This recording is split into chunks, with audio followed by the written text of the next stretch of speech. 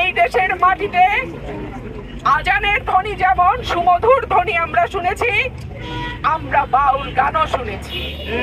এই দেশের মাটিতে সকালবেলা যেমন কোরআন তেলাওয়াত শুনেছি, আবার বিকাল বেলা হারমোনিয়াম নিয়ে ছোট ছোট বাচ্চারা গান প্র্যাকটিস করেছে, সেটাও আমরা দেখেছি।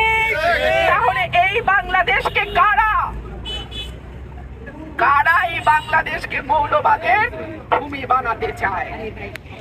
এই প্রশ্ন আজকে আপনাদের মাধ্যমে আমি রেখে যাচ্ছি।